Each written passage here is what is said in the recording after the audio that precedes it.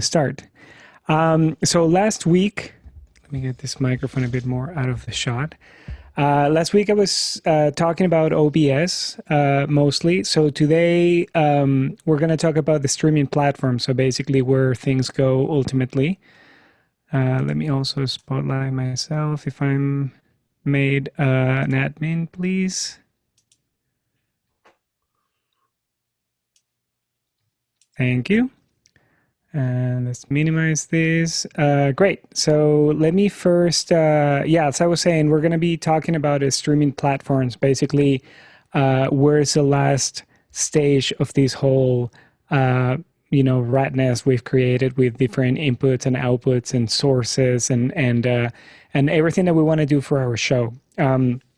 Again, the pandemic is what made it so that most artists and not just artists, but also, I've done consultations for yoga teachers, for fitness instructors, for even companies. A lot of them had to start basically figuring out how to work remotely. Now, one of the main issues initially was the fact that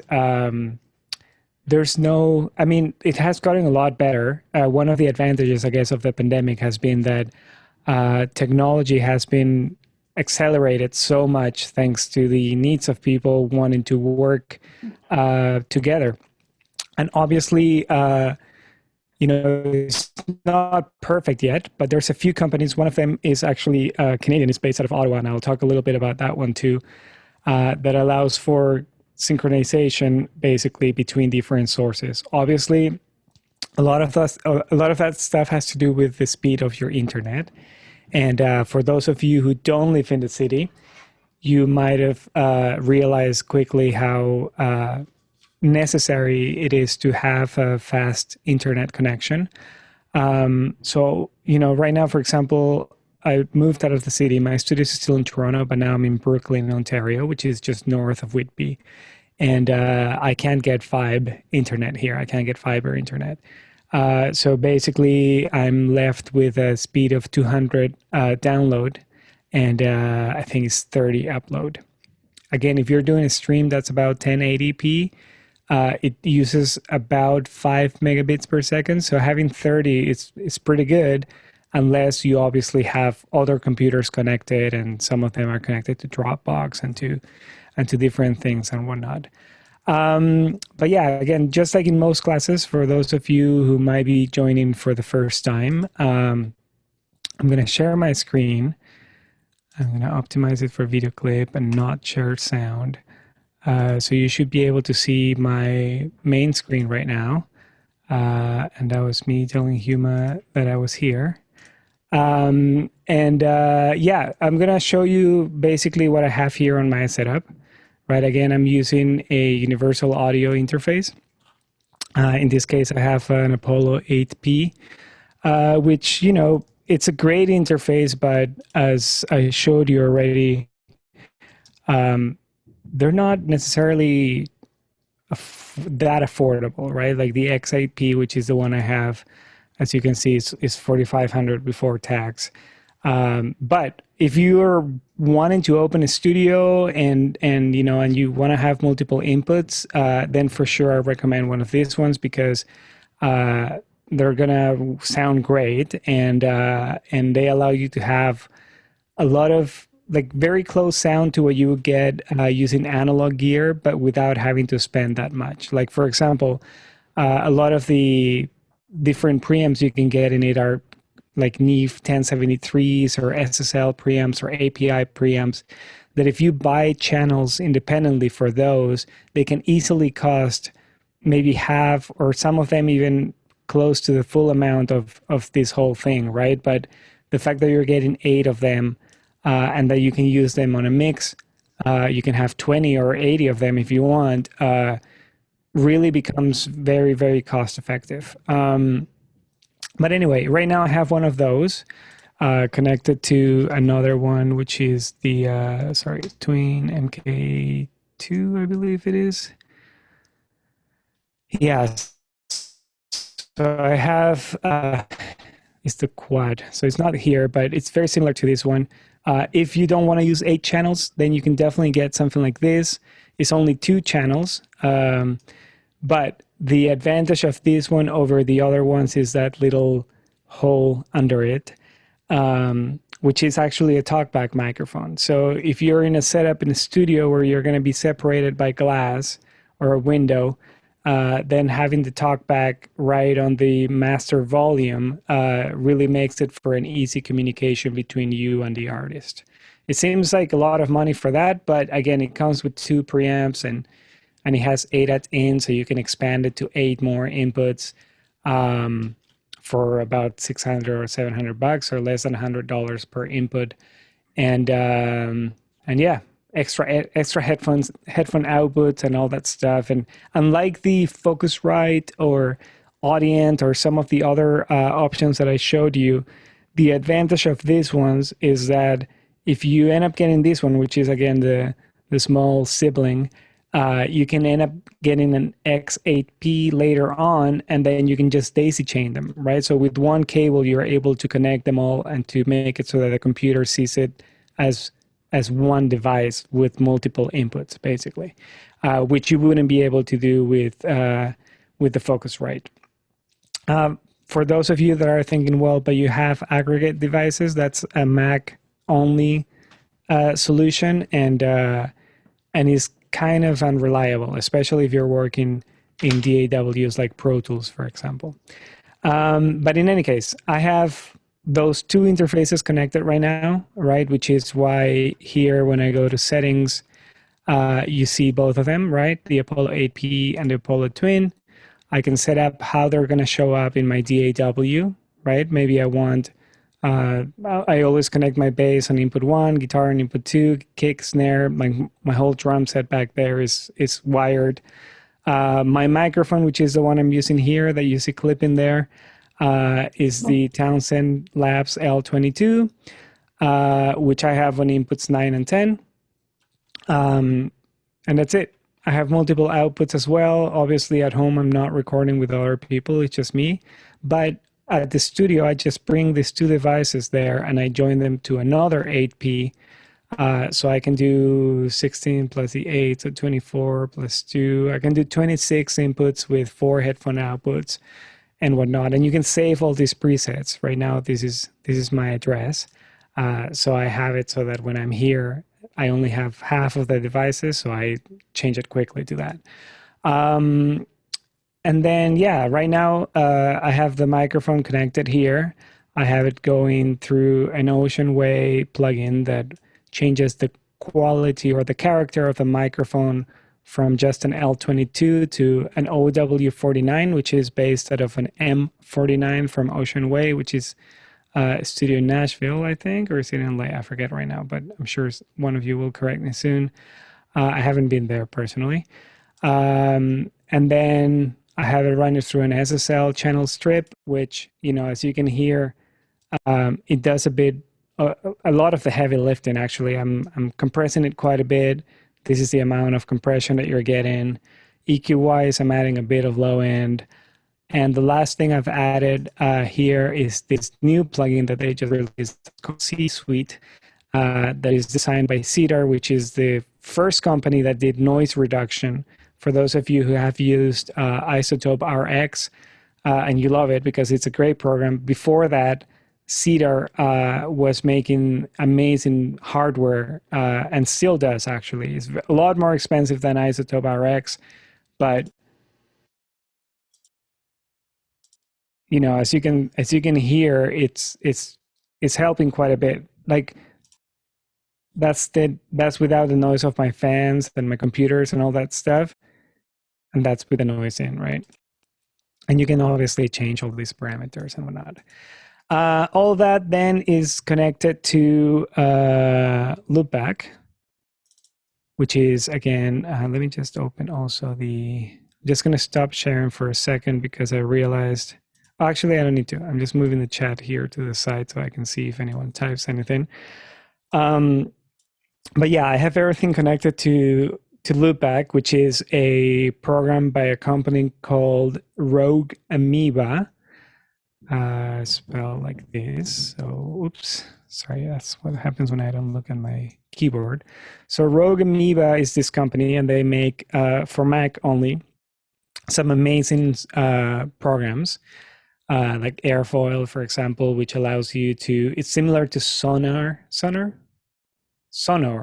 No, what is it called? It's like some fancy home theater device that some of you might have in your houses that allows you to listen to music in the shower, and you have all your speakers connected and whatnot. Sonos, I think it's called. Yeah. It basically allows you to do that. You can be streaming music from your computer downstairs, and you can access it anywhere and listen to it anywhere that's connected to the same Wi-Fi. Then you have Audio Hijack, which allows you to record the audio from YouTube or Spotify or anything. It's like your old, cassette recorder, for example. When you used to record songs from radio, for those of you who don't remember, this program does the same thing.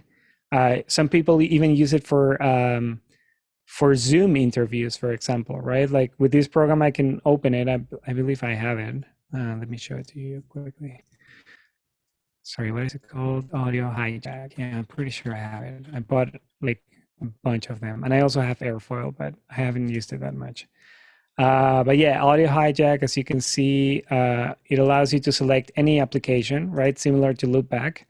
And then, for example, I could grab, Zoom is not showing up from there, but yeah, if I go here, I can see Zoom, right? And I could be recording what's happening in Zoom, which is not myself, it's you, basically, it's everyone else. So you're the person you're interviewing. And you can select what kind of format you're recording it. You can do AIF, you can do MP3s, you can do waves, I believe. No, MP3s and AIF. AIFs and waves are interchangeable. Both of them are uncompressed. And you can monitor it or you can not monitor it. Obviously, if you're you can even output the stream of this directly to an RTMP server for broadcasting or for live streaming. And it has some built-in effects as well, like EQ. So it's pretty powerful program. So we have that there. I've never used Farrago, robust rapid fire soundboards. Oh, cool. So this is similar to what's the name of that program? Qlab. For those of you who are in theater, you're probably familiar with this program, and if you don't have it yet, I suggest you download it. There's a free version of it. It's quite limited, but it's what people use in theater, right? So it allows you to do things like, if you have a lighting rig, for example, you could. Oh, thanks. Yeah, Ocean Way is in LA, right? Which one's the one in Nashville? It's Blackbird, I think. No, Blackbird is the venue. Yeah, no, Blackbird is a legendary studio in Nashville as well, but there's no plugins for it. Qlab is awesome. It allows you to do anything. Like you can trigger lighting cues, or if you're using a digital board like the one that's showing up there, and you have a song where you're not playing your banjo, and the banjo microphone just keeps feeding back because of your monitor. You can basically create a scene where that microphone is muted, and then with Qlab you can make it so that you just go to that next scene and then the microphone gets muted, right? So for theater productions, for example, there's weeks, sometimes days or months, however complex it is, of rehearsal. And in that rehearsal, they're working on the lighting cues. Maybe for this song we want only the spotlights on, and for these other ones we want to change the light from blue to red, and all that stuff. You can program it, and then once the show starts, really all the person needs to do is just press go. So you just go to the next scene and you're creating all those changes, and that can be linked to a MIDI keyboard, right? For example, for a lot of the shows I've done with Good Lovelies, for example, we had a few applause tracks, and I had them all mapped to a MIDI keyboard that was next to me. So every time the song finished, I just pressed one of the keys, and then you had a different a different applause happening, for example. Triggering video, audio, and lighting cues. Yeah, it's awesome. Qlab is really cool. If you have never used it, get it and try to play around with it because it's really cool. I also used it for well, I used it at the Banff Center when I used to do a lot of theater there. But the last thing I used it before the Good Lovelies was for a opera, a new opera I did the sound design for, where we had a surround system, and sometimes we wanted different cues to happen from different sections of the venue, and it all happened. I programmed it all on Qlab, and like I said, then if anything happened to me and I couldn't make it to the show, then the stage manager or the technical director could take over and then just press the next key. Or, I had them all programmed chromatically so that, the first C was the first cue and then C sharp was the next one. And you can do auto follows and auto cues, and it's really, really cool. Check it out. But anyway, back to Rogue Amoeba. It seems that this program is similar to that, but obviously a bit maybe not as advanced because Qlab has been around for a while. Fission, which I've never used it. Fast and lossless audio editing. I use Pro Tools for that. Piezo, I also haven't used it, but it seems that it's for recording. Sound Source, I did some stuff with my friends from Goodnight Sunrise recently, and they were using this program for some stuff in their computers. Basically, it allows you to monitor different applications through different devices. So similar to Loopback, but without creating the virtual sound card. The one that I recommend for streaming, if you're in a Mac and you just want a simple solution, because again, you can do what's the one in like Soundflower, and then the new version of Soundflower was called Black Hole. Yes, I think that's the name of it. It allows you to basically create a bit of a virtual sound card, but it's kind of clunky. I never really liked it that much. There were always issues happening. Loopback is $100 American, so like $400 Canadian, and like 130 or whatever. But it's great because again, it allows you to select any actual device, right? In this case, as you can see, I have my universal audio interface. I have my microphone, which is connected on 9 and 10, but I'm only using 9, and I'm grabbing this signal and sending it both to left and right. If I were to open Pro Tools, which hopefully won't make everything get destroyed, but if I open Pro Tools right now, for example, I can also play audio from Pro Tools, and because it is what I have selected in Zoom as my microphone source, right? As you can see here, I have PT is the name of this virtual sound card I've created that receives signal from the microphone live and also from Pro Tools. And you can see here there's a meter and is receiving signal. Then that's how I do revisions, for example. Obviously, there's audio movers, and I might talk about audio movers today, actually, a little bit. Which obviously has way better quality for things like mixing or mastering and whatnot. But for quick revisions that I'm doing with clients where I'm operating as an audio engineer or producer, this is how we talk. So we get a Zoom call, and I show them my screen, and they can see Pro Tools happening, and I talk to them through here, and I'm wearing headphones, and they're wearing headphones, or they're on their speakers from the studio or whatever system. Even I had a person that had their phone connected to their car, for example, and you're able to do that through this. And if all you're doing is a stream, if you're doing a show, for example, with Side Door, who are also great friends of mine, a great company that Dan Mangan started.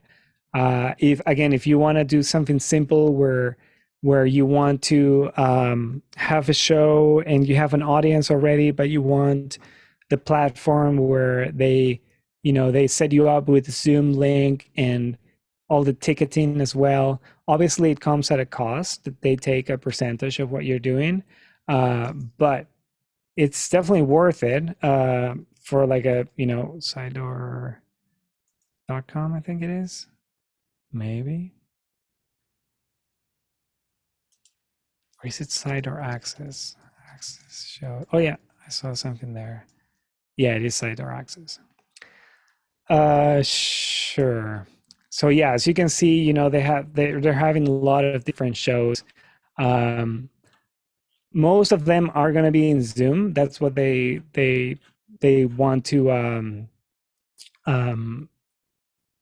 push a little bit, mostly because they like the interaction, right? They want the audience to feel connected to the artist, and vice versa. And they, so most of the time they're going to require, if they don't provide one themselves, for you to have a host, or a moderator, basically. So in that case, it would be what Huma is doing for us right now, which is someone to start the room, and to unmute people or mute them or let them in case they're waiting and whatnot. And yeah, it works great. Obviously, the con for it, I guess, would be that the quality in Zoom, depending on how good the internet is on the other side, is affected, right? Zoom is a program that is made for communication, for quick back and forth, basically, right? Obviously, since the pandemic started, they've done a lot of improvements. Like this whole, when it first started, you couldn't really change the background noise settings. You also did not have an original sound. You didn't have a high fidelity music mode, or stereo audio. It was just mono as well. So obviously at first it was mainly like Skype. Basically, it was for people to have a chat. Like you're seeing people and you're talking to people, and that's it. Obviously, a lot of people started using it for music. Some people started using it as well for music classes, like for teaching guitar or different instruments. And because there were a lot of complaints of people saying, I've called the way you go, recording like that. Okay, no worries. Thanks, Gary.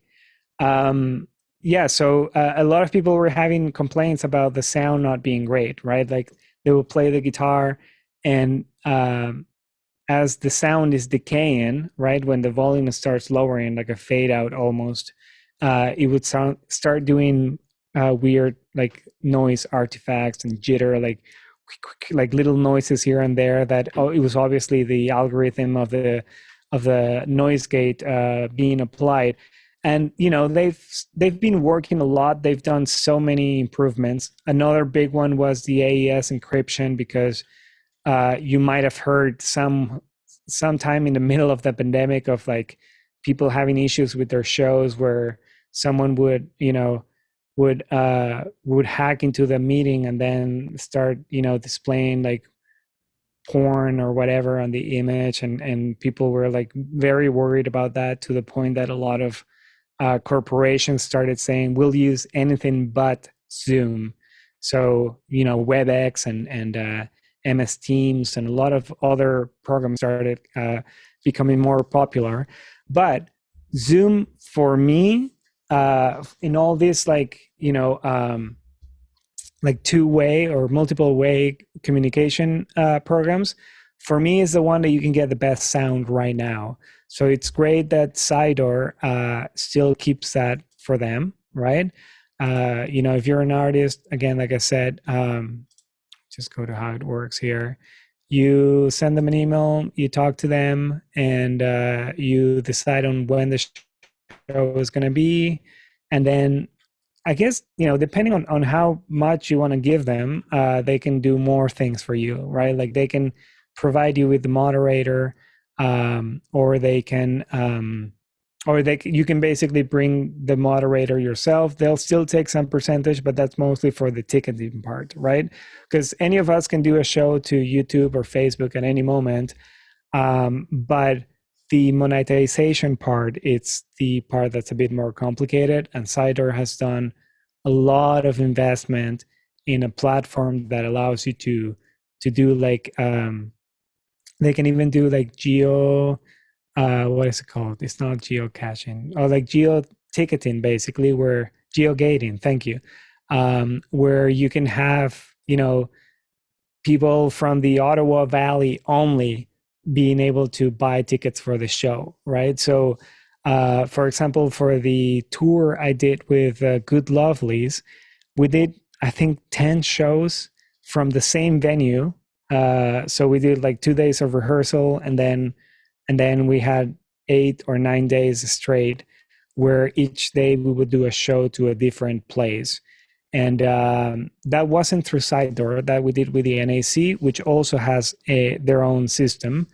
But it allowed us to do one day a show to Ottawa, and the next day another one to Toronto. And obviously, in order to keep those shows unique and make it so that, not, so a bit closer to what you have in real life, basically, we limited the amount of people from different locations that could join. So we did this geo gating thing. So we had a show at 5 a.m. One day that was for London, and then at 3 p.m. for Australia, and then we went to sleep. And then the next day we did Montreal, and then Gravenhurst, and then Vancouver the day after, right? So as you can see, the advantage of that is amazing, right? You're not burning all your audience. You're not burning all your audience in the same day. And yeah, you're able to have a show that again, it can be unique, and then you can save it and edit it together so that you can play it for other people and whatnot. So that's Sidedoor. That's one of the options. Another one that I saw, I've never done a show with them, but I know that a lot of people have used it. It's a StageIt, right? This one is another one that allows you to have a paywall, basically, where people need to buy. I never used it, mainly because they don't use money. They use, like, I forget the currency they call it here. It's not tip jars.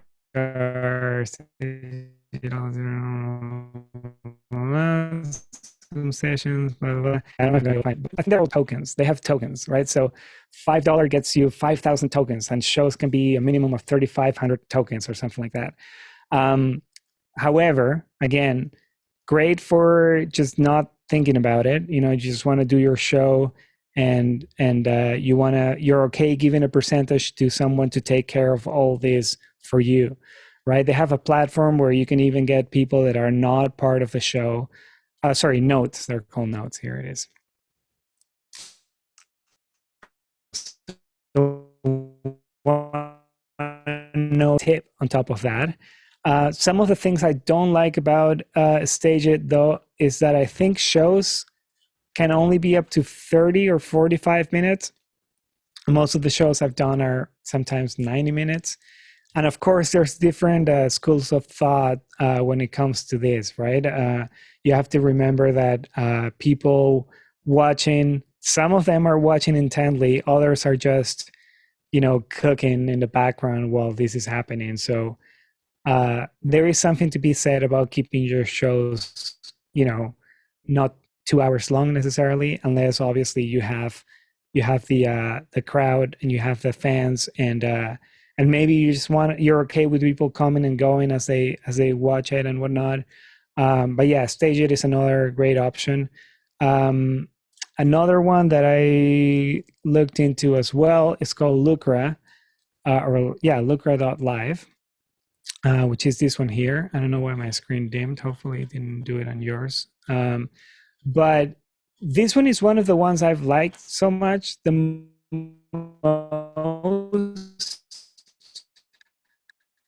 I would say.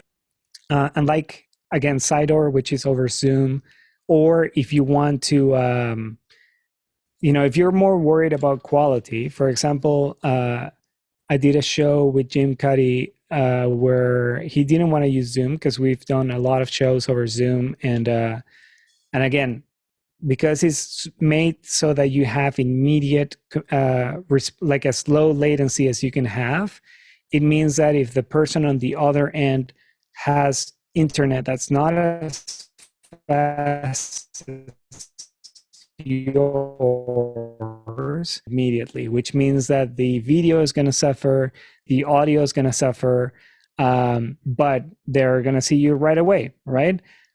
If you don't want that, or if that's not your priority and you want the image to look as crisp as possible and the audio to be as best as it can be, then Zoom is definitely not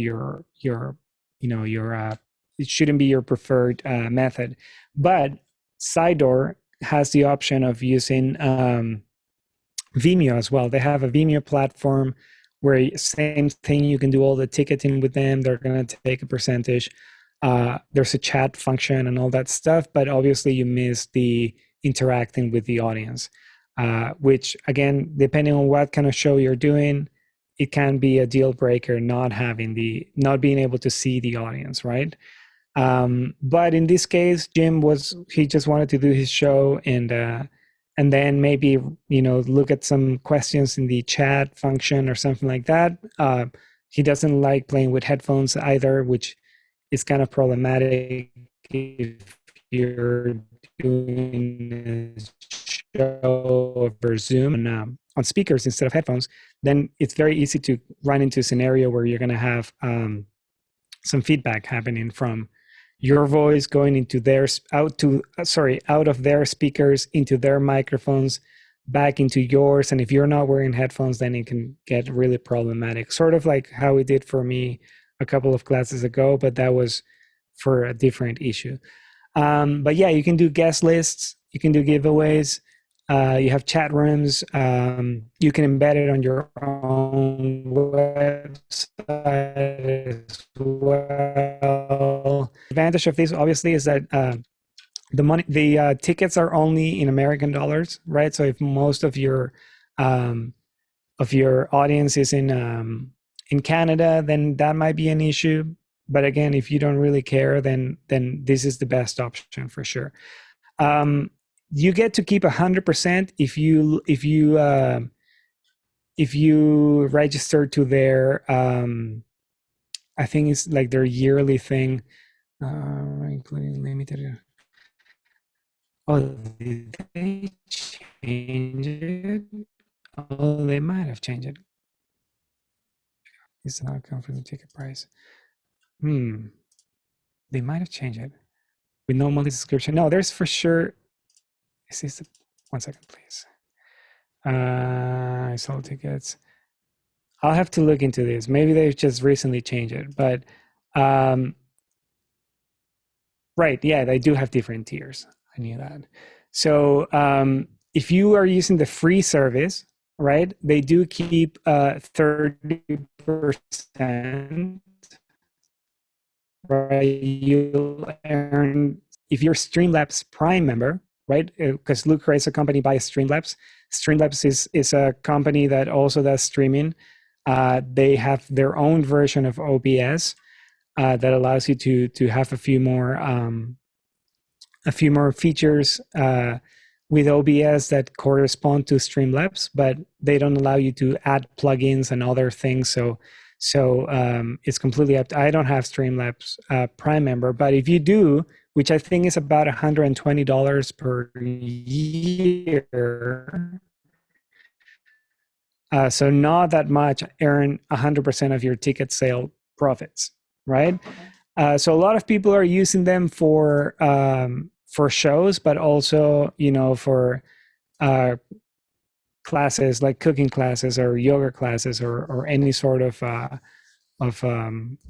event, basically. But yeah, you set your name, you set your description, you put your cover image, you say where it's going to be, you set your price as well, you select how many seats are going to be watching, or like how many slots you're going to open, and let people share it, show viewer count. If you don't select this, again, then you can still see how many people are watching, but the others are not, which is, it's good if, if you're doing a show and then only 2 people are watching, then they're not going to feel as, when you go to a show in real life and you're only one of 2 people watching and you feel kind of bad, but at the same time good. I've been in both ends of that. I've been in the audience and in the band as well, and it sucks for everyone. But thank you for going to shows and stay till the end. And also, they even have things where you're able to have the show and people are able to see it. But if you want to chat, then you need to buy a ticket, kind of thing, right? So it's great. I really like what they're doing. I think they definitely help, because if you don't have that, then you're at the mercy of other companies, basically, right? Like, for most of you who have been streaming to places like YouTube and Facebook, right? You never think about how many people are watching necessarily, because you're not making money that way, right? And if only 2 people are watching, and then all of a sudden someone posts it on Reddit or any other, TikTok or whatever, and then you get 1 million people watching, the quality of your YouTube stream is not going to suffer. You're not going to have to pay anything more or anything like that, right? But the reason why is because how these companies make money is through ads, right? Like when you go to a stream or in YouTube, at any point you're gonna have ads, that they take, right? Like they're making money out of everyone that's watching. Basically, they have information that then they use for ad placement, right? Like they see that someone is watching your show and you tag that you are a rock band, so then they'll know that they'll be able to sell something related to rock music or to music in general, live music, to that person, right? So you lose the privacy in that sense. If you don't care about it and you're just doing a show for the fun of it, then that's great. But then maybe one day you say, well, I want to do a show, but I want to make it so that people watch it, but the people that are watching need to pay for it, and I don't want any ads or any things that say YouTube or anything like that, right? That's when, again, a company like Lucra, which is the one I just showed you, fills a void that, unless you go with them and with a couple other companies that are similar to that, you're at the mercy of companies like this. The cast is probably the least evil of them all. But if I look, for example, at something like Vimeo, for example, right? Vimeo's a great company, obviously. Similar to YouTube, you can have your free, right now I'm in the Horseshoes, what is that called? Their channel, I guess. But like if I show you this, for example, right? You can do the free one, which I do think, I thought they had a free one, but maybe they don't. There's a 30-day trial, but you can do $9 a month. And as you can see, there's this 5 gigabytes per week, or 20, or no weekly limits, trials for them all. But obviously, then when you go here to streaming, then you see that there's no live streaming on actually, they do let you on the Pro. No, they don't let you on the Pro, right? You in Plus, Pro, or Business, you can upload videos, right? It doesn't matter how many people watch them. As you can see, there's unlimited bandwidth. You can do 4K videos, no ads, right? So if you're paying the $9 one, then you can have videos with no ads. You can embed them anywhere and all that stuff. You can do password protection, etc., etc. However, as you can see, you're still paying $55 a month, billed annually, again, which means that if you're doing monthly, it's probably more than that. So you're spending, 55 times 12, whatever that is, like $700 almost, I guess, for a year commitment, and you're still not able to do live streaming, right? In the case, the first one that comes is this one, Premium, which is $95 a month, right? Again, if you're planning on having shows where a lot of people are going to be watching, then maybe these are the because the 15 or 20%, I forget how much it is for for side door, or the 20-something% I think is for stage it, with the half-hour limit and all that stuff. Then you're, if you want to have a bit more freedom, I guess, then yeah, $95 a month is what you're looking at. You can have unlimited live events, live stream to multiple destinations. You also get their studio. They have their own encoder, kind of similar to OBS or Wirecast or Vimeo. Live Studio, I think it's called. Yeah, and you get it for free. You can't actually buy it unless you have them. I believe it used to be something like $700. Unlimited bandwidth in this case, that's great as well for the video player. But in theory, in this ones here, you don't actually get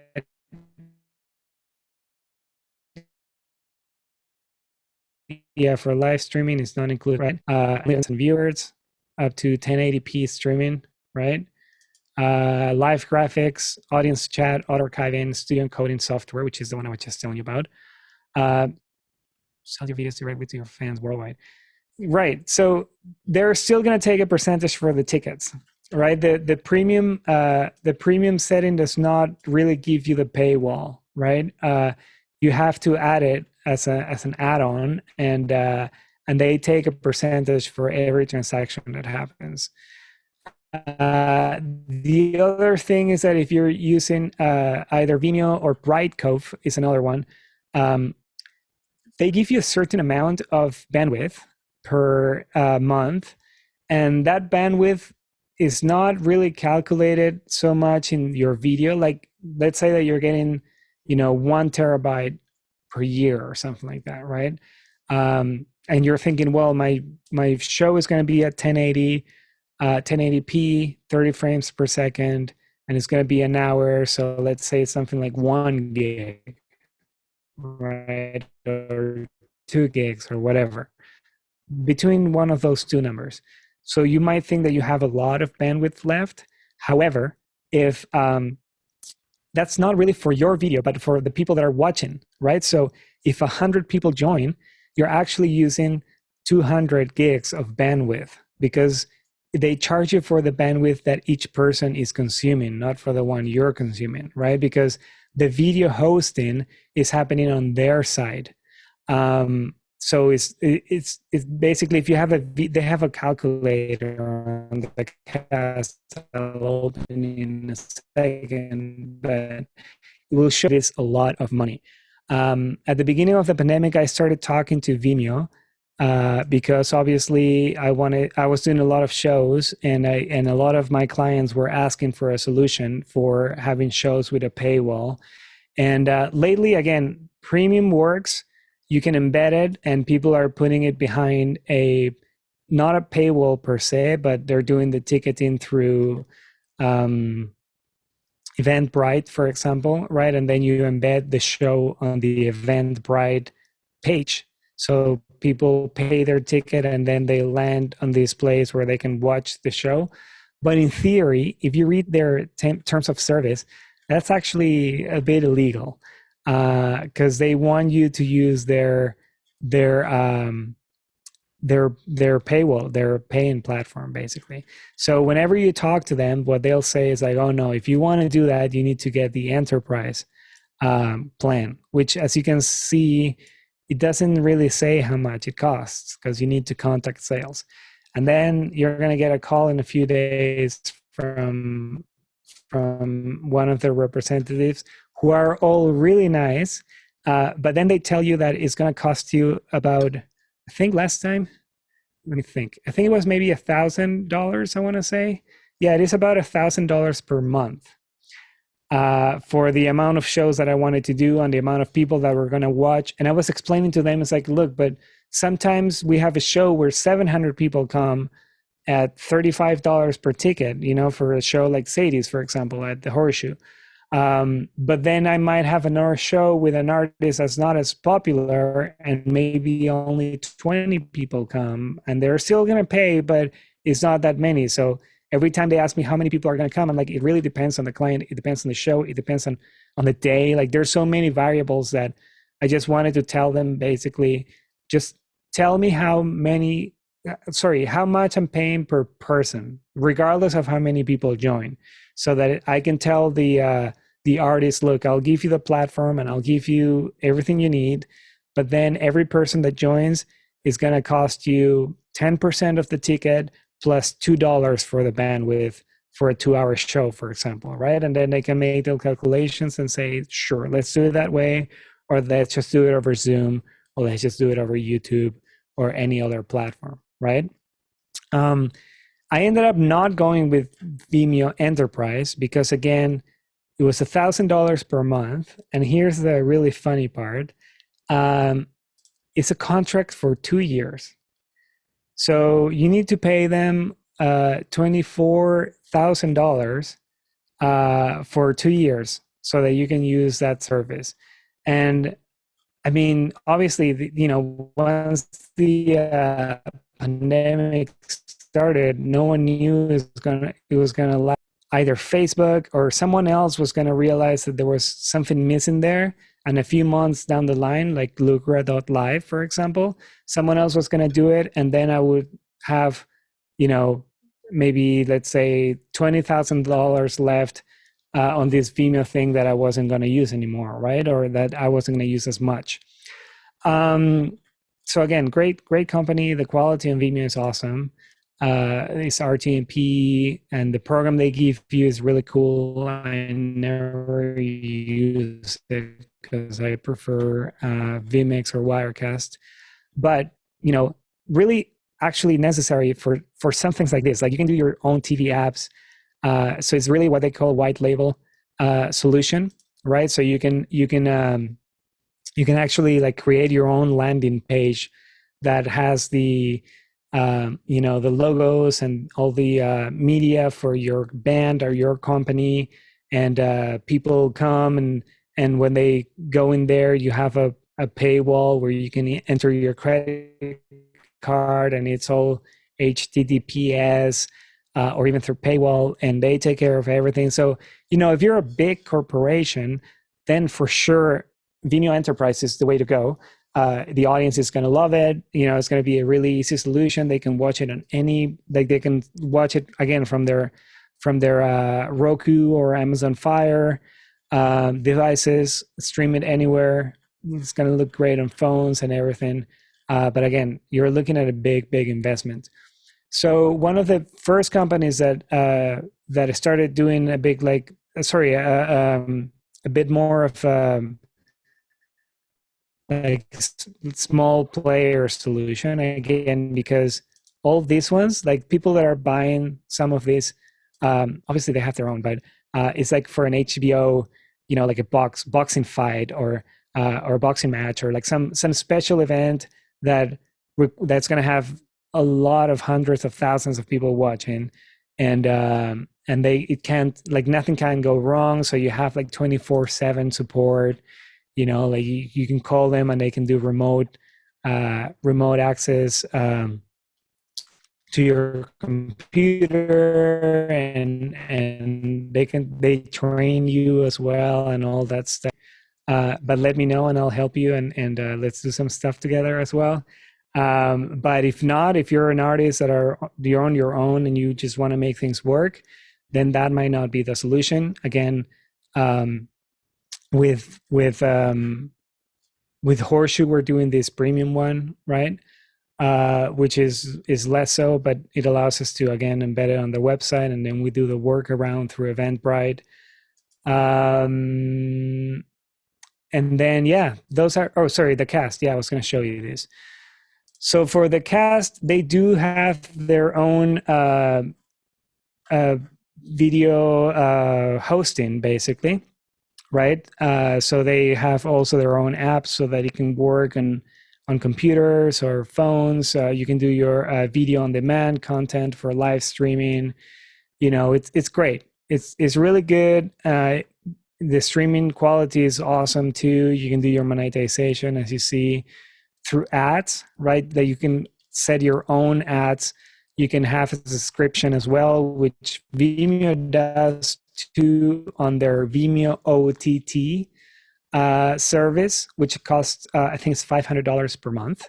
So it's less than the enterprise, but it's not so much for video on demand, but it's for subscription, right? It's similar to Patreon in a way, or Netflix, right? Like Netflix is exactly something like this, where you have your own channel. So if you're a venue and you know that you're going to be producing your own videos with the bands, but it's your own channel, right? It's not the band that comes and hires you to do it, but you're doing a series of shows, then subscription based might be the way to do it.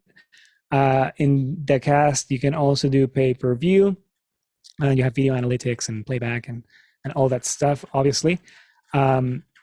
Pricing wise, it's cheaper than Vimeo, right? As you can see, you get a lot more space as well. You have video on demand, unlimited channels. China streaming for VOD, which I think Vimeo doesn't have. I might be mistaken in that, but if you're streaming to China, then there's a lot of different, obstacles you gotta jump over. But you can do live streaming in all of these ones, including on a $39 one, and as many streams as you want, as many concurrent viewers. Live countdown, which I showed you, I do on my own, but this has its own, so sometimes that comes in handy. Video hosting, team members, ad-free streaming, right? This is what you're paying for. The reason, again, why you don't pay on YouTube or Facebook is because they're making money off your stream by selling ads to third parties.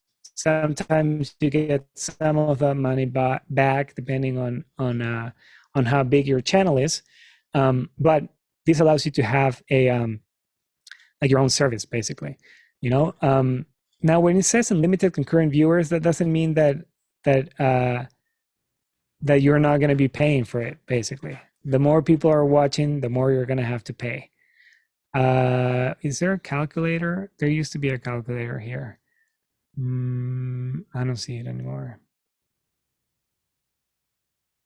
Yeah, I don't see it.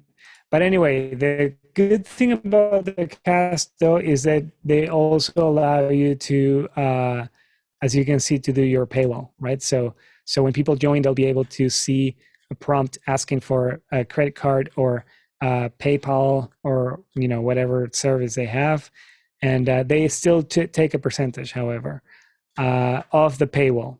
But that's just mainly because it's the case with Square or like any service, because it works like a bank. It's going to take some money out of it. It's not the show really that's taking the money. It's just the paying service that is charging you for it, basically. Right. So that's the cast. Vimeo, again, is another one. So let's talk about the free ones, I guess. And before I do that, I'll go back to the, again, I talked about this. Let me tell you how I connected my system today, for example. Last week, I was sharing my screen from my Windows computer, which is not this one. I'm going to stop sharing.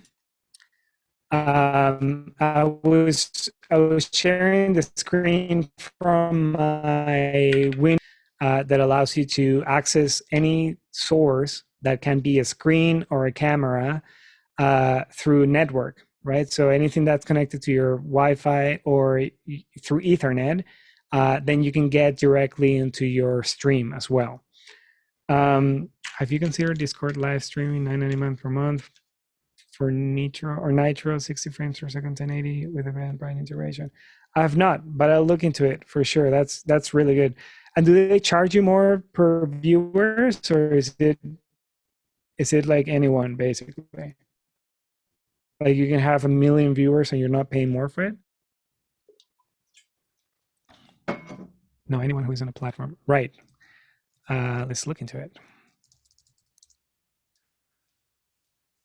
So it looks like I've gone into it at some point. Nitro. Low monthly cost. HD video, cool. Support a server. Right, so it's $100 per year. Things like the cast, broadcast, and Vimeo live stream all lack the audience video interactivity. Zoom currently the only platform that has the video interactivity for the audience. I believe yes, unless this Discord doesn't allow you to have that, does it, Josh?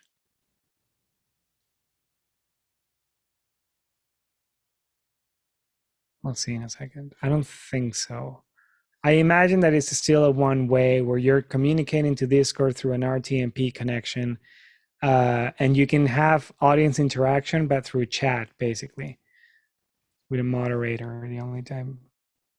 Right, yeah. So the only type of interactivity will be through chat. It's one where you can do this, like, multiple way communication.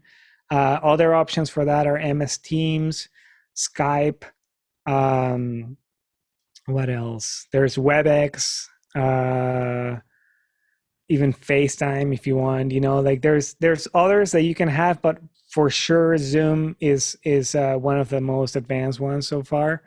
And there are some efforts to there's a thing called Zoom OSC that a friend was telling me about recently that allows you to have NDI outputs out of each person in the in Zoom, which is awesome because it allows you to actually do a show where you can switch between different people in different places and have the best quality in audio and video that you can.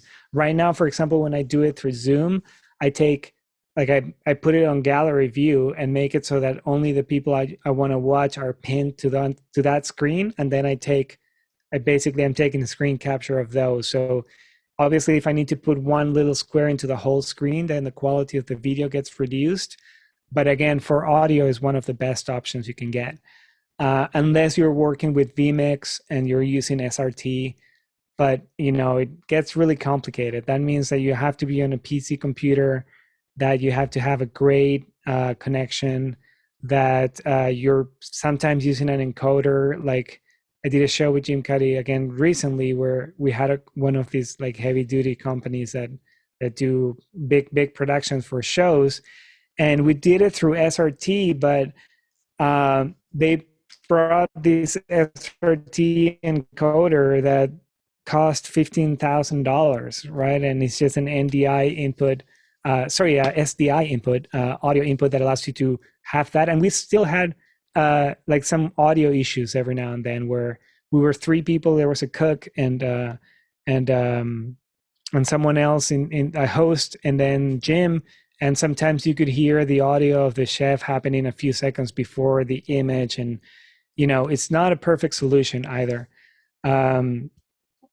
Compared to any artist, which one we broadcast with perhaps chat interaction. Yeah, so that's the thing. It really depends on what you want to do. Again, which is why Sidor pushes for Zoom, because in their motto or in their MO, they want to have it so that the audience feels like they're chatting with their family, basically. It's a very like intimate thing where you're in the house of your favorite artist and you work that way, right? And Dan loves that. And that's why most of the shows that they do on Sidor are going to be through Zoom. But again, if it's more important to you that the video looks super crisp and that the audio sounds as great as it can sound, then doing it through RTMP would be the way to go, and in any of the different video solutions we watch. I'm going to look into Discord for sure, because it seems promising, and I'm going to do some experimenting with it to see what I can get with that. I would say has great quality. Yeah, assume that anything that you're throwing through RTMP is going to be way better than Zoom for sure. Any RTMP 1080p is going to be great. Other solutions that I haven't mentioned yet, for example, are what is that one called? StreamYard, right? There's a StreamYard. There's Restream also has their own. So these are browser-based encoders, basically, where you join with your camera and your audio. But the problem with those is that because you're not sending your audio through RTMP or SRT. It uses WebRTC or RCT. I always mix those. And the audio quality is not as great. The audio quality has some gating and some compression, and the kilobits per second for the audio part are not as great. The video is going to look okay. It's going to look better than Zoom. Not as great as RTMP, but definitely better than Zoom. But the audio is not the best. But let me just show you here, maybe. So I'm going to share my screen. And I think I have it set up for Chrome. So let's open Chrome and go to StreamYard.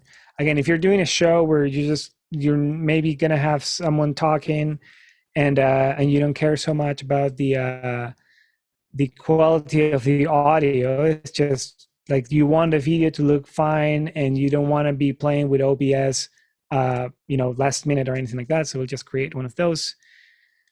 And hopefully it won't make my audio or video disappear. Right, so we're gonna change this, and I'm gonna set the camera to be my Blackmagic. So we have this, and we're gonna see it only allows you to do 720. I think if I had paid for the bigger one, it lets you do 720. Sorry, 1080. The mic is gonna be Pro Tools, Shure stereo audio.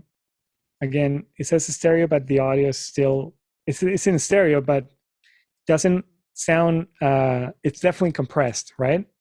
And this is great because it allows you to have, you can do some banners. You can also like put different pictures on the screen. It's all browser based, which always makes me like super, super nervous. But if your internet connection is not great, then this really saves you, because it allows you to have a show where you're bringing guests and you're doing something like this, and you can change the layout. Obviously, I would need someone else for you to show you this, but it puts the name at the bottom. So, and you can talk in private with everyone else. And that's in the back. Not the back. What is it called? That's backstage, right? You can talk to them, telling them like, "Hey, I'm gonna bring you on screen in a couple of seconds or whatever." 5 or 10 minute video on StreamYard. Not sure if that's still the same. If you want to share a screen on StreamYard, right. I'm sharing the screen right now. Yeah. So you can share the screen, but yes, as you were mentioning, there's limits for the length of videos that you can share. As you can see here, I have one from Scott Hellman that's playing some songs, and I have a countdown as well. But the videos are limited to 200 megabits, I believe is the size. Yeah, 720, maximum length is 10 minutes. Maximum size is 200 megabits as well. Even just watching your Zoom video, PIP with StreamYard, I can see a slide 2-second latency. Right. Oh yeah, I can see there too. But that's, I don't see 2 seconds, but you're seeing the screen shared of the camera being fed into something else. So again, there's a lot of things going around in here, picture in picture. Thank you. So I'm going to take myself out of there. The only thing I don't like about StreamYard, it allows you, on the plan I have at least, it allows you to have up to 10 guests, which is great, but you can't really create scenes. So that, let's say that I want to just put myself on the screen first, and then I want to remove myself, and I wanted to put person 4 and 7. You have to add or remove each of them individually. So it's just going to start making it's going to start making all the little squares disappear. And, if you're having 3 people, that's fine. But for shows where there's a lot of people, you're going to be doing a lot of clicking, and I don't like that personally. But it's relatively inexpensive, and it allows you to stream to multiple destinations as well. So you can do right now I have it on record only, but you can stream to RTMPs or to Facebook and YouTube and Periscope, Twitch, etc., etc. I thought I saw there's always a lot of something. Yeah. It just like with Windows and Mac and NVIDIA and AMD cards, it really does feel like everyone just got together and said, okay, I'm gonna do everything but this little thing, and you do that little thing, but don't do this one other thing I do, and unless they get this like $2,000 a month solution, basically, or even like the computers I have were pretty expensive computers, and they all have a but that really makes it so that you get home and you buy all these cables and adapters, and something doesn't work, and then you read a forum and you realize like, oh yeah, OBS can't take advantage of AMD graphic cards in Mac. And then you're like, okay, great, then I'll buy an NVIDIA card for Mac. And then you realize that 5 or 6 years ago, Mac OS stopped supporting NVIDIA graphic cards, right? So then you have to go to Windows, but then you're dealing with Windows ASIO audio management, which sucks. It's the worst. And I have both, and I love both, but audio on Windows computer sucks. It's just so exclusive. In Mac, it's great because I can have this microphone connected to Zoom, and I can have this microphone recording to Pro Tools right now, and I can have it on, as you could see, on Chrome as well, going to StreamYard over a browser. I would not be able to do that on a Windows computer. It would have stopped working on one of them, or I would have started getting some jitter or noise or like different things happening. It sucks. It's the worst. So yes, let's go back. Those are kind of the main platforms. Obviously, Discord is another one we should check out. Speaking of which, what is the but for Deckcast? I was expecting one, but it didn't come. Well, it would be the fact that you can't do the interaction with people like Zoom, right? But that's a given because it's a video hosting platform, basically. And I can't find a calculator, but it gets expensive. The more people are watching, unless this has changed in the past few weeks, I believe that seal features and all plan. 1 second, I'm just looking for it. High volume needs. Oh yeah, right, it is here. I'm going to show you so that you can see what the problem with it is that it's expensive as well. So we're going to launch this calculator, right? So we'll say that we're going to be doing shows every week, right? And maybe, let's say 50 people are going to be watching, right? And the show is not going to be 25 minutes. You're going to do a 60-minute show, right? And then storage, maybe you don't actually want to store the video, so we'll just set the least we can. An average bit rate, we're going to be streaming 1080p, so we want something like maybe 4.5 megabits per second, and you're already on custom plan, right? If I set it up to 1.9, which is okay quality video, you're looking at $188 per month. So that is the butt of the cast. That is also expensive because, again, it's charging you per people watching, right? Like if we're doing this for the what is the name of that? For the Horseshoe, right? We're doing weekly shows, sometimes bi-weekly, where you're gonna have like 600 people watching. Shows sometimes are 90 minutes, and you're looking at 3.3 terabytes per month, or 3,911 viewer hours. I've used Wowza. Calculating your bid budget has never straightforward. They charge you for recording, or someone rewatches. I went over budget the first time I used it, even after sales said I should be okay. Yeah, that's the thing. Again, for most of us that have been doing a streaming to YouTube or Facebook where everything is free, and you never thought that the bandwidth has to be paid by someone, it's a huge surprise when you're like, oh well, I want to charge for my shows, and then they're like, okay, but then you have to pay for the bandwidth, right? You don't have a huge server that has unlimited space that's all being paid by ads.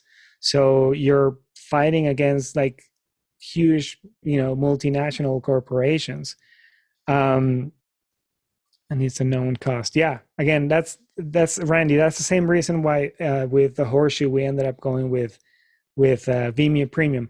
But again, in theory, it's not really that legal to use your own paywall unless unless you're going with theirs, basically. In theory, like if you talk to any of them, of their representatives, they'll tell you that, yeah, you have to get the enterprise service, which is, $1,000 a month for a 2-year commitment. So 22 grand or 24 grand, sorry, just out of the bat, right? And you're not getting anything other than, your own website or your own white label solution where you have streaming with chat and poll and all that stuff. But, if you're a band, and you're hoping to go back to touring after this whole thing is done, then it might not be something that's worth considering even. So again, Vimeo Premium, it's a great way to go about it. Is what we're doing with different companies, or for some other people, and we've done this a lot, even though I'm sure it's also illegal. We've done it just for YouTube, and then doing the show to a unlisted YouTube event, right? So people can't find it on your channel.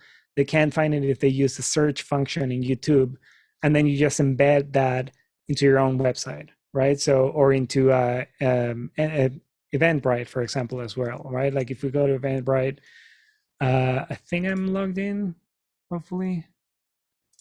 Password saved, but is that for my email? Let's see.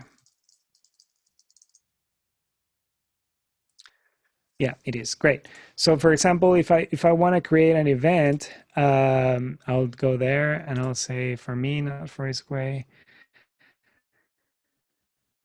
And then we'll call it test, organizer stream tune-up, sure, type, let's say seminar talk, category auto, boat, and air, auto. Tags, you can add whatever tags you want. And it's not going to be in a venue, but it's going to be an online event. Single event, you can set up where it's going to be and all that stuff. And you just say save and continue, right? And then you put the description and the title and all that stuff. And then I'm just going to go save and continue. And then from here, I can either even connect it to Zoom, but then again, you're going to have the problem with the quality of Zoom and the different guests and hosts that you have.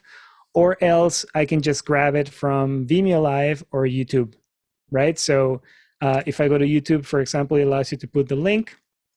And if I'm doing a streaming, I think I had one of those open here, right? This is my YouTube channel. When you go to create, instead of going to upload, you go to go live, which brings you to this producer page, right? Where I grab my RTMP, which, for those of you that might have forgotten, I'm going to open OBS, and hopefully it won't create any weird issues with Zoom. Great. So that's me. And let me put myself there. Let's see if this works or if I'm going to break my computer. So I'm going to bring a video capture device, and that's going to be the Blackmagic design. And 30 frames drop. And I'll put myself something like that, right? And let's say that this is what I'm streaming. My name is in the background. So again, remember that this works in layers. So I'll just move the video. As you can see, it's moving here. I'll move it down a couple of layers, right? So maybe this is going to be my show.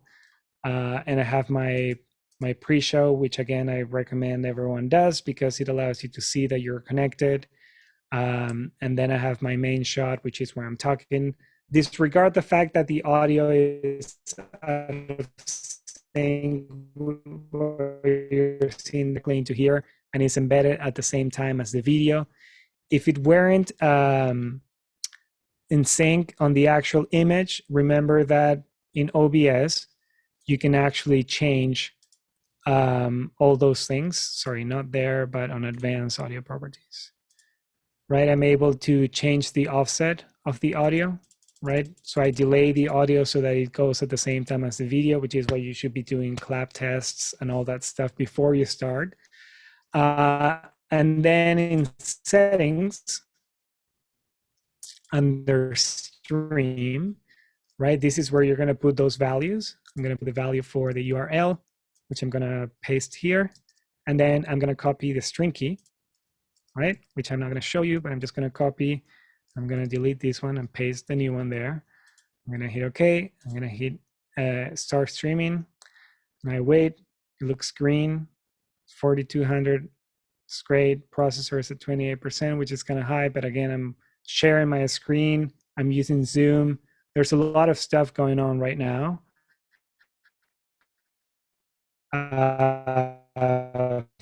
For a little excellent connection. And in a second, once it says excellent connection, don't freak out by whatever's happening here, right? This could be our user at work. This could be because of whatever. Again, as long as it says excellent connection, never worry about this. Also, if you open the audio from this, I'm hearing myself from a lot later. Actually, let me show you how that looks here. I'm gonna add not Chrome but Safari. I think is where I have that. Right. So now what that means is that when I play anything from Safari, you're also going to be able to hear it through Zoom. And the reason why I'm doing that is because I wanted to show you what's happening here of whatever. Again, as long as it says excellent connection, never worry about this. Also, if you open the audio from the right, so you're hearing yourself a few seconds before, obviously, because in RTMP there's always going to be a latency, you know, anywhere from like more. A lot of that has to do with this. In YouTube, you can change the settings from normal latency, low latency, or ultra low latency. Obviously, you know, the more latency you have, the better quality the audience is going to watch. You give them more time to buffer, basically. But this show is live. And if you went to my channel right now, you could not find it. Also, you wouldn't be able to find it if you searched for OBS test Guillermo Subauste, or you wouldn't find it anywhere. So a lot of people do this. You can share it from there, right? Like at the top, and there's a link here. So I just copy that link, and then I go to Eventbrite and I copy the link and post it there. And if I press play there, video available, playback have been disabled by the video owner. So that's a setting that I didn't set up here. Where is that? Or is that something I should have done earlier? It's possible.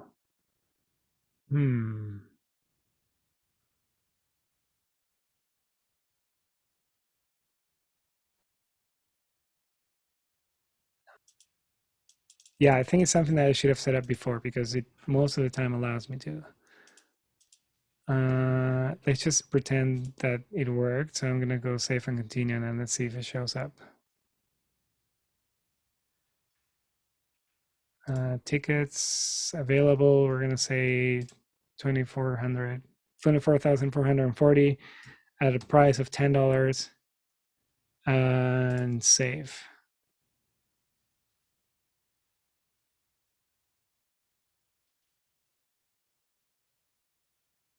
Great. So the show is set up.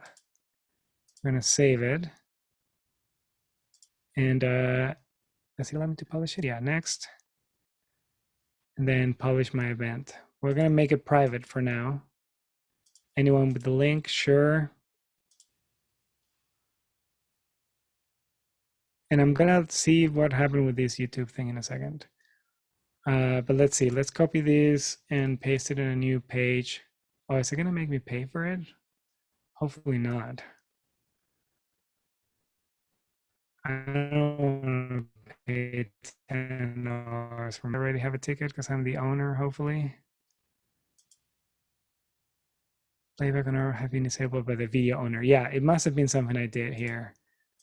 So I guess I would have to stop the stream and then maybe create a new one. But obviously I'm gonna have to readdress the output of OBS and all that stuff. But basically, this is how you would be connecting those events, which again can happen on Vimeo or YouTube.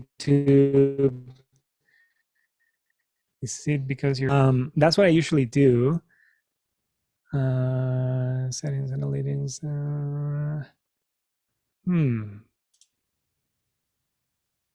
Because the reason why I put it as unlisted is so that only people with the ticket can watch it, basically. You know, so that has worked in the past. I'm confused as to why it's not working now. Share privately. Yeah, no, it's not private, because private you need to send tickets to people. Playlist, audience, no, it's not made for kids. Paid promotion, no. Video, I think I'm getting close. License and distribution, everywhere. Allow embedding, right. This is what I forgot to set up. So when you're selecting your show, make sure that you allow embedding, right? As you can see, it allows others to embed your video in other sites. So it's good that that happened now, because now you know. And then we've done that. Obviously, we're going to have a different streaming key. So we'll stop the streaming for this and go to settings. And the stream URL is usually the same. So I hope that that's the case. I'm going to start streaming, which is going to make this go. Yeah, so it's connected, and then let's try it. Let's see if it allows me to change the Eventbrite page, actually. So if I go to manage my events, and we'll go to this test one. So this is how you get away with not paying, you know, $2,400 or however many you would have to pay for a one-time event with the cast. Let's just go create a new one. Oh, wait. I found it there. So edit event.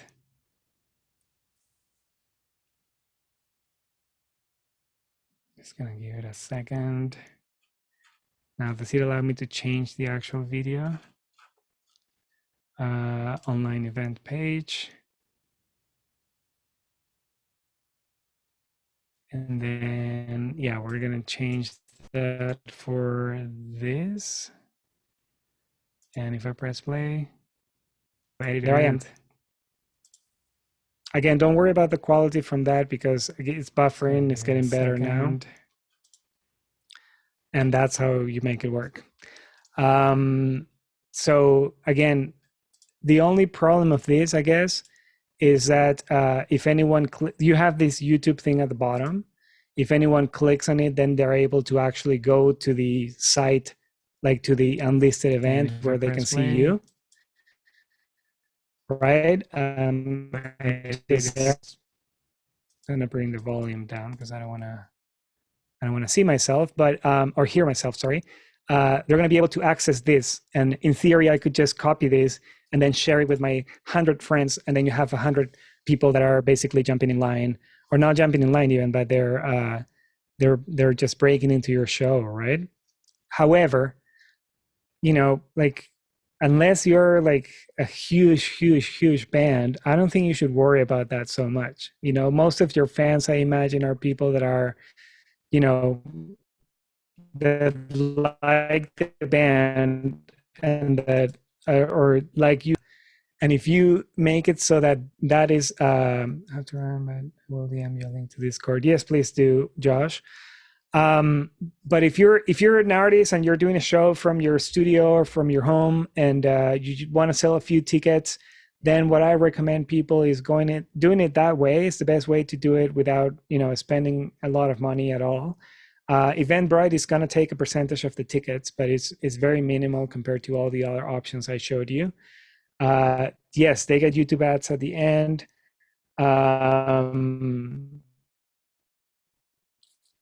Not during though, but at the end they would get the ads, I believe. I have YouTube Premium, so I should probably look into that. But yes, it's kind of an easy solution to have a better looking show than Zoom if you don't care so much about the fact that you're not interacting with your fans, but you do care about the quality of the video and the audio, then that's always a good way to do it. Crazy. I thought that I wasn't going to have enough to cover in this class either, and I was going to show you a bit more of OBS and vMix and Wirecast and all that stuff, but now I only have like 20 minutes left, and it's definitely not enough to show you vMix or Wirecast, but I will open it a little bit just so that you see it. I think as for platforms, that covers a lot. And we still have Discord that I'm going to look more into because it looks very cool. I hope that most of you got a good understanding of how to connect different video sources.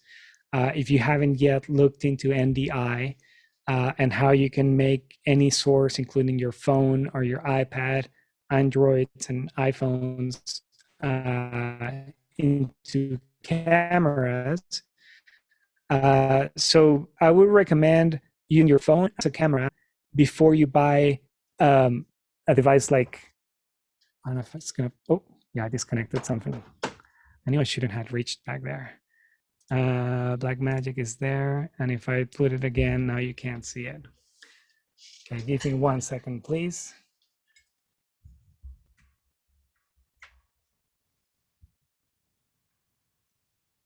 So that's connected, and yeah, it's not showing. What happens if I show you my ugly camera? Yeah, there you go. So I was just going to tell you how before you use a camera like this one, you should use your phone. And obviously while doing that, I pulled the cable, and now you can actually see my camera. So give me a couple of minutes. Let's see if I can get it working again.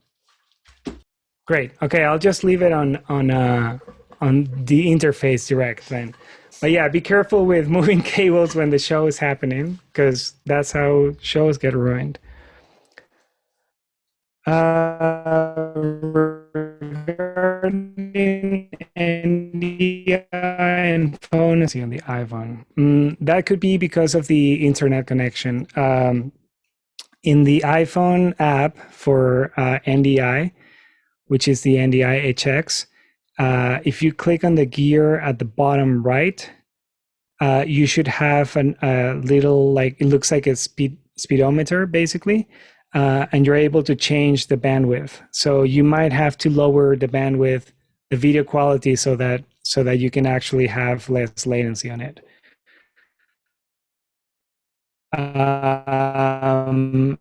Yeah, sorry about the feedback. Again, don't pull cables behind your system when Joe is going. But I wanted to show you how I have things connected today. We talked about OBS, which is what I was using before. But right now I have my Windows computer connected into the second channel of my ATEM. So when I do this, you should be able now to see my Windows computer, right? And the reason I'm doing this is so that I can show you, if you have an ATEM, for example, which is the switcher I have. In this case, ISO, I think it's called. Yeah, ATEM Mini Extreme ISO. And this is the software control, right? So instead of clicking pressing the buttons that are on the device, I could also just, click them here. And as you can see, when I'm clicking them, it's switching between them. This camera too could easily be my second camera and third camera and fourth camera and so on. I can also fade to black. Or sorry, that wasn't fade to black. Fade to black is this one here. And the reason that I'm showing you this is because the ATEM Mini Extreme ISO has two HDMI outputs, which is great because you can then select different things that go to the output, right? Right now, for example, I have on output 1, I have program, right? Which again means whatever the main camera is. And on output 2, I have multi-view. So that output 2, that HDMI output 2 is connected connected to a cam link I have in my Windows computer, right? That if I bring this up, then you'll see what the actual second HDMI output is. And this is cool because it shows you every camera, right? This is what I'm watching usually when I'm switching between cameras for a show, right? I have a camera for the drummer, close-ups, a camera on a gimbal, something else, etc., etc. And then I can see what I'm going to switch to before it goes to. And then what's here on program, again, is what's live, right? So I can be switching between those or between media players and different things. But right now I have it on multi-view. But if I go to the Atom software and change the HDMI output that I'm using for the Windows computer, I change it to camera 1, for example. Then when we go to Wirecast, you'll see me again, right? Which is great because this could be a screen that I have connected so that the artists can see themselves. And I don't want them to see the multi-view, right? Maybe I just want them to see the actual, the main shot. So this is definitely a great way to do it. But yes, I wanted to show you, before I show you Wirecast actually, just to complete one last thing that I didn't show you last time about OBS, because mainly that's the one that most of you are going to be using, because it's free and it's great, right? We talked about how to make your own, like, oh, let me make sure as well. 1 second, sorry. Yeah, let's bring the volume down here, just in case there's any feedback for that, because I have the Windows audio is connected to the Apollo as well. But yeah, I have this so that you always have a welcome screen, right? Then it goes to different videos or your phones, which obviously I don't have connected right now. But yeah, we went over all these things. Let me add a video source here, which in this case I think is using from NDI. And it's the 4K, whatever. Yeah, so I'm there, but now I'm gonna push myself to the background, just because I was showing you again the different layouts you can have and how you can create your own, and do the show with different scenes and have all those scenes so that they change whenever you're changing them. But I also wanted to show you how you can do different transitions as well. Right now they're under fades, which means that when I switch between scenes, there's a bit of a fade happening, right? You can see the screen goes to black and then it comes back. But that can be anything. That can be also Stinger, for example. I'm going to go add a Stinger. And sorry, I clicked on the wrong one. I'm going to say add Stinger. And we're going to call it, let's say, just circles. I'm going to press OK, and then it's going to prompt you for a video file. In this case, I'm using one that I downloaded from a site. You can create your own as well, or you can just buy them like I did. But in this case, for example, I could use this circles white one. That's going to look like this. So this is me. And then I can go to my starting soon scene, and then it's going to do that transition, right? So instead of the fade, it's going to do those like almost like Batman kind of transitions. Or that could also be, maybe a new Stinger that we won't give it a name, but we'll just click on any of these other ones, like these arrows. Let's see what happens with those. Right, so you have those blue arrows happening between the different scenes, right? So again, it depends on what you want to do. The program is incredibly powerful. It crashes sometimes, but all of them do. So don't be discouraged and just keep trying. And play with the settings. Again, your internet might not be fast enough, so maybe you can't do streams at 1080.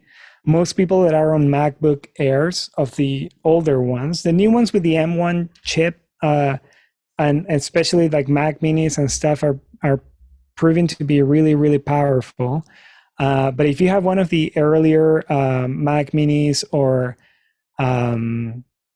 Yeah, or even an old MacBook Pro, but like pre 2014 or 13, you're going to have some issues for sure. The computer fan is going to start going crazy, and you're going to encounter that you're going to have some drop frames when you're streaming. Um, or yeah, you're going to have some weird things are going to start happening regardless of whether it's a Windows or a Mac computer. So just keep an eye for those. When you're streaming, there's always the CPU usage showing here. If it's going past like 60%, you have to be really careful. Right now, again, this is a super, super powerful computer. So even if I were streaming, I doubt that it would go past 10%. But you know, that computer was like $5,000. So if you're looking at less than $1,000 computers, then what you're doing on OBS might change depending on what you can do. Or you know, you might have to close some of the applications that you're using and all that stuff. So what else about OBS? I think that was it. Yeah, so I'll just show you quickly why I like Wirecast better than OBS. This is Wirecast. I like it better because I find it way more organized. Like, let me just clear that layer, and I'm going to delete it actually. So you start like this, right? And you have here 1, 2, 3, 4, 5 different layers. And the layers work similar to how the sources worked in OBS, and you created your own scenes and all that stuff. So whatever's at the top is going to be visible first, and then everything that's here is going to be behind that other section and whatnot. But you can also create things like, for example, I'm going to add my camera, which is usually the thing you do first, right? So that's my camera. And maybe I'm going to bring it down to this other layer.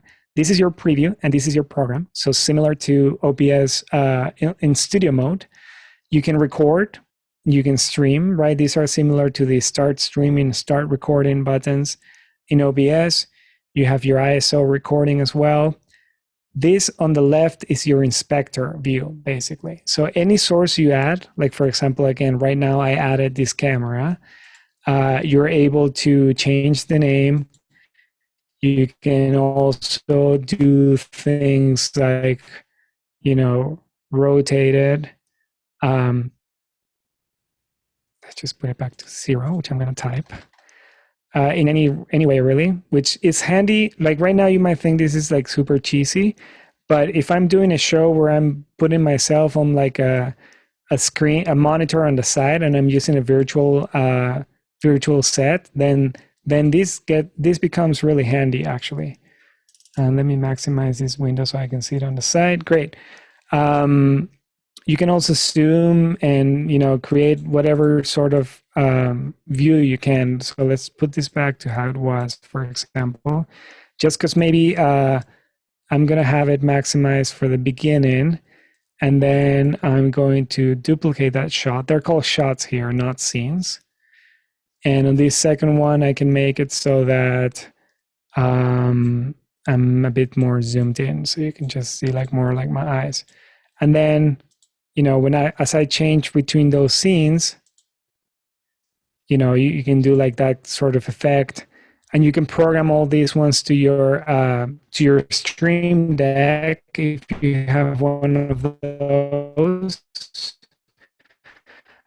Do this kind of like weird effect thing to, you know, emphasize things. I use it sometimes to just make sure that I'm sitting in the right position. If I go too back, you can see how I'm out of focus, or if I go too much to the front, same thing. So, you know, I can see most of the time well from there, but this zoom thing allows me to be like, oh yeah, I can see my scars, so I'm in focus, right?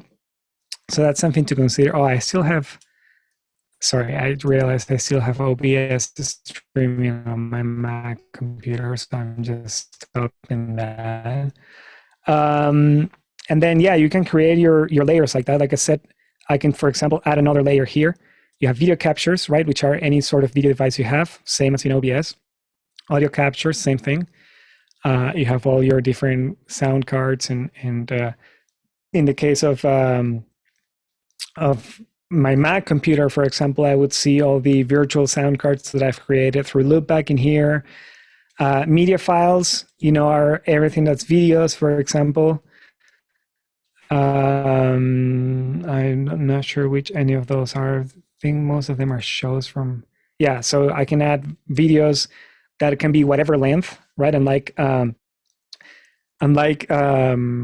StreamYard, which only allows you to do 10-minute videos with 200 megabytes, this can be as long as you need it to be. You can also add, something I like about Wirecast as well is that it comes with a stock media library, which is really cool because it has videos, it has pictures, it has audio as well, and most of them work free, basically. So you don't need to, you're not going to have your channel closed up because you have a copyright infringement in YouTube or whatever, right? So anytime I'm making a show, I know that I can add any of these songs without any issues. There's a learn about the MCA issues here, and they say that some of their songs are having issues now, but I don't worry too much about that. But as you can see, like I can add this video, for example, right, of fire. I'll download it, and it's free in the sense that it came with the video. And then when I put it on a screen, then you see me.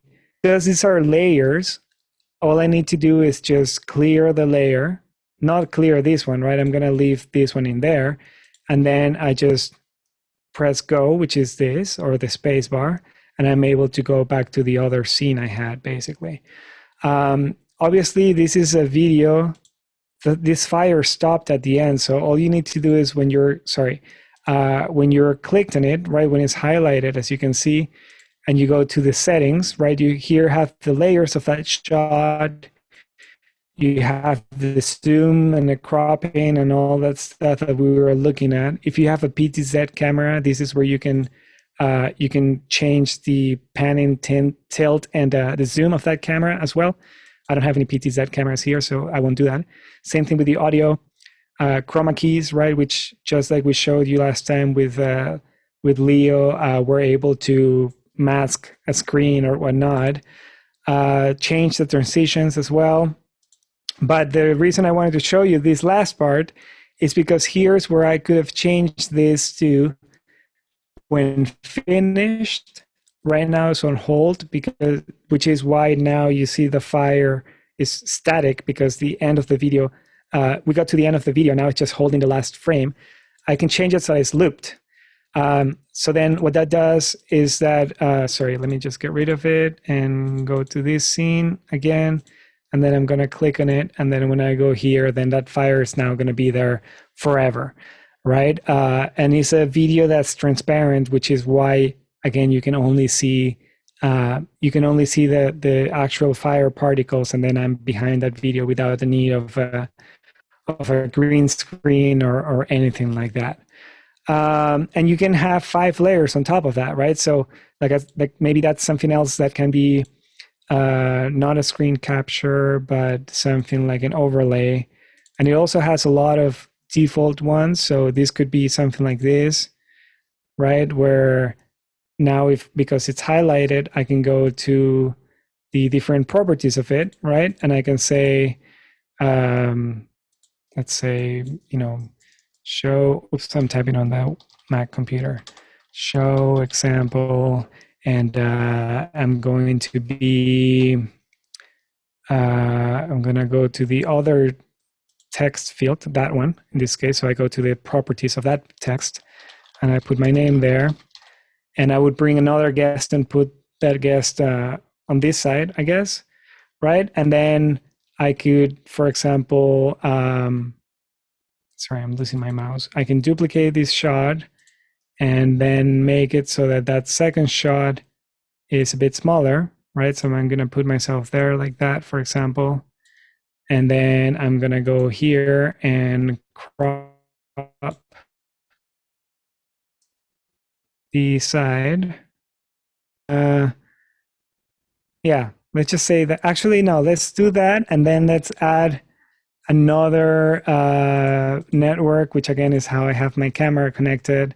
And on this one, we're going to do the very flattering, oops, not that. I wanted to show, yeah, I wanted to change that one. And I'm going to zoom it out as well and crop it differently, perhaps. Actually, no, I want to zoom it in. So we're going to do something like that. Great. And as you can see, because the title is top, it looks kind of transparent here, but you can still crop it so that there's not that much bleed to the sides or the top. Right? We can do something like that. And then when I go to that scene, you're going to have one person on one side and the other on the other. This is something that I feel would have taken me a bit longer to do in OBS, and I would have clicked on a lot of different things wrong. And I don't know, like OBS is great and it's awesome because it's free, but I've found Wirecast to be a lot more user friendly, and how it works here ends up being a bit more interesting to me. And yeah, I won't show you Vimeo because Vimeo would take me, I just learned recently as well, but because of using OBS and Wirecast extensively, I found Vimeo to be relatively easy to learn. But if Vimeo is the first program you're going to look at, you're going to be in trouble because the learning curve is pretty steep. And how it nests different scenes and stuff. It's a bit different than these other two programs. So, but if you have $700 or $799, I think is what Wirecast costs American, it's definitely something to consider because again, I find it has a lot more functions than what OBS does, and the fact that it's not open source means that there's a helpline that you can email or call, and they'll be able to give you a bit more help on that. Brian says, running Ableton and OBS on same computer is overloading CPU, and OBS seems to be the hog. Will I sacrifice latency quality if I use a second computer for OBS? No, that's what a lot of people do, right? You have the encoder on a different computer, and then you just feed everything else to it so that you have two computers doing the power. However, I would recommend at this point, buying a Mac Mini, like one of the new M1 Mac Minis. You can buy, I think, the 8 gigabit of RAM version costs $899 or $900, I think, which is cheaper than most laptops. And it works really, really well. It has ports and the processor is powerful enough that you'll be able to run Ableton and OBS and have multiple cameras, and you won't be having the issues that you have with laptop computers that are a bit older. So yeah, any questions? If not, thanks again, everyone, for joining. It's been a lot of fun. Hi, Huma. Hello. Yeah, thank you, everyone. Yeah, I guess Brian has another question.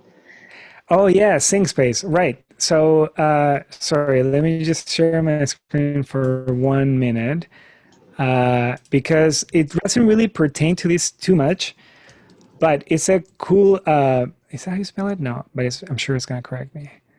SyncSpace, yes.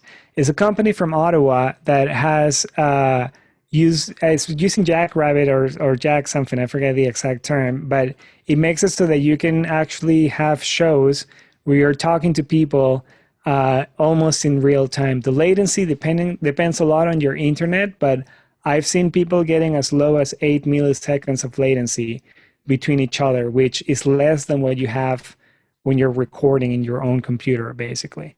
And you also can, do shows directly from there. They take a percentage too, and they have a monthly fee as well. But for sure, look into them because they're Canadian and they're doing some pretty crazy stuff. Where, as you can see, you're able to do shows with people in different locations, which is just how it is right now. Hopefully not for that much longer, but even for afterwards, you're still able to collaborate with people around the world and have a great time. Thanks for reminding me of that. Yeah, it's exactly for live jamming. just last week, Colleen Allen was raving about this too, talking that she was so happy to jam with people live without, having too many latency. So it was really Sweet. great. But thank you so much again, Guillermo. It's I'm pretty sure everybody is very happy with this, and I'm just gonna go ahead and drop the link here again for the on our YouTube channel. You can just, when you click on this, there's a playlist, so you're able to access all the previous sessions, and this last one will probably be up tomorrow. Yeah, if you have any questions, Guillermo, would you like to leave your maybe email address here as well, or Sure. just drop my I email. wonder if I should put. Yeah, I'll give you the one for Stream TuneUp. I just don't remember what it is. 1 second. Oh yeah, it's streamtuneup@gmail.com. Great. So you can just write to me here, streamtuneup. Oh, sorry. I was typing it for Josh, who's not in the meeting anymore, but there you go. Yeah, if you have any questions, or if you want to book a session and go over what you have in your system, and something that I've been doing as well is sound checks for people, right? Maybe you can do your own show and you're all good with that, but you just want me to come in and set the levels and EQ and compression and set you up so that then you're pretty self-contained. Let me know, and usually we can do it in about an hour. So 1 hour sessions or 2 hours if you want to do something more complicated ends up being all you need to get going. It definitely saves you a lot of hours or days of experimenting and back and forth, Okay, well, I guess that's it. And thanks again so much, everyone, for joining us today. And we'll be in touch. And yeah, follow us on our social media account and for next future events. Thank you. Thanks to the Toronto Blues Society as well. Thank you, Guillermo.